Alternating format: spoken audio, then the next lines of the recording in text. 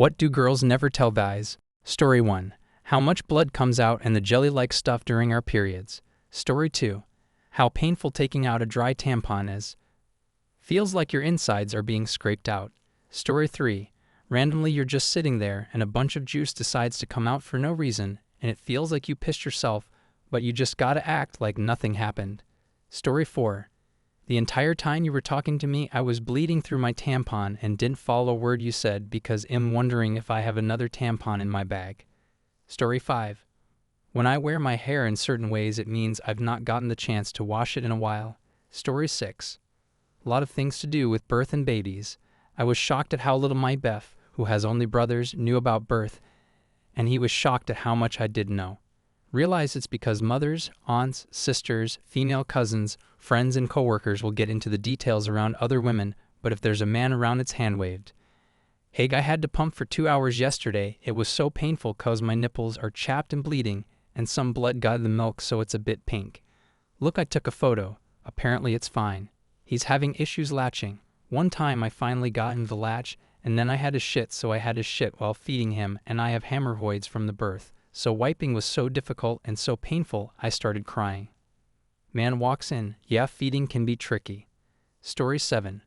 We remove hair a lot more than just our legs, bikini, and armpits. It differs for us all. Stomachs, sideburns, upper lip, chin, nose, nipples, chest, feet, toes, arms. Pretty much anywhere men grow hair, we got it. Always great when it's just peach fuzz. But not always the case. Story 8. Our favorite bra doesn't get washed as much. Story 9. That many men have been blessed with perfectly thick, long, luscious eyelashes, and us girls are a bit jelly of that fact. Story 10. Hormones not only mess with us during our period, but they mess us up the week before too. Premenstrual hormones, for me anyway, almost affect me more than the hormones during the cycle. Story 11.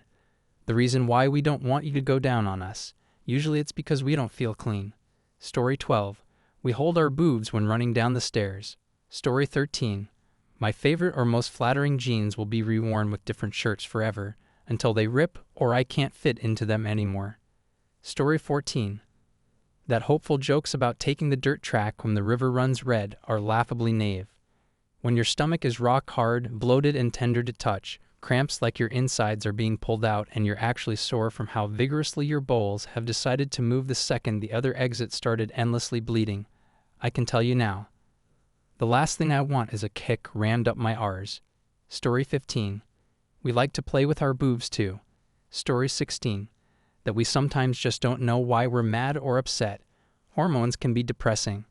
Even if we're in our 30s and been dealing with this shit for ages. Sometimes we'll just be a little bit less ourselves and feel sad. Saying nothing is wrong is maybe easier than saying I don't know what TEF is wrong. What do you need? Is what my husband asks, and it really helps. It's either cuddles or to be left alone for the whole day. Story 17.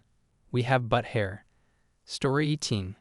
Ick if this is for all girls, but from my own personal experience, when I vent, I don't want advice. I want someone who will listen and not judge. Story 19. Sometimes we're really scared to talk to you too. Story 20. That we girlfriends discuss each and everything with each other. So if you're flirting with two friends simultaneously, there is a high chance that both of them are laughing at your text behind your back. This is a good note to end on. Please write your stories in the comments. I'll be happy to add them to future videos. Also, you can rate our other videos. We would be very grateful. Thanks for watching. Have a nice day.